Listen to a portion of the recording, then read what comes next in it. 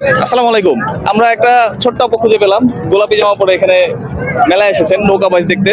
তো তার সাথে আমি কথা বলবো, সে আসলে কি উদ্দেশ্যে মেলায় এসেছে এবং কিভাবে সে আজকের দিনটা পার করতে চায়। তোমার নাম কি? লিমা। জোরে বলো। লিমা। লিমা, তুমি কোন ক্লাসে পড়ো? থ্রি। ক্লাস 3 তে পড়ো। তোমার রোল কত? 5। দারুণ, তুমি তো ব্রিলিয়ান্ট স্টুডেন্ট দেখা যায়। এখানে কেন এসেছো? নৌকাবাজ দেখতে। নৌকাবাজ দেখতে এসেছো? আচ্ছা, কখন এসেছো? এপাশে ঘুরো, ঘুরে যাও। হ্যাঁ, কখন এসেছো? বিকালে। বিকালে।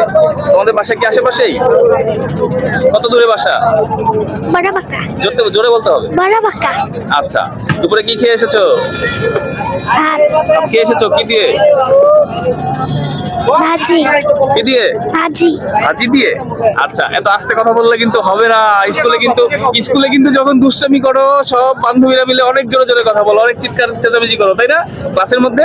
কিন্তু ক্যামেরা দেখলে সবাই চুপ হয়ে যায়। আচ্ছা, ছোট একজন ভাইয়া আছে, আমরা তার সাথে একটু কথা বলি। তোমার নাম কি? মুসা। জোরে বলো। আরো জোরে। মুসা। আরো জোরে। মুসা। আরো জোরে। জোর হয় না, হেইয়ো। আরো জোরে, হেইয়ো বলো, জোরে বলো। মুসা। আচ্ছা, তুমি তো এখনো মনে হয় স্কুলে ভর্তি হওনি, তাই না? ভর্তি হয়েছো? স্কুলে ভর্তি হওনি? এবিসিডি পড়াশোনা পারো? পারো না? আলিফবা পারো? আলিফবা বলো তো, জোরে বলো। আলিফ, জোরে, আরেকটু জোরে। আসলে এত ছোট মানুষ, ও যে ক্যামেরার সামনে এসেছে, নার্ভাস হয় না, এটা একটা বড় বিষয়।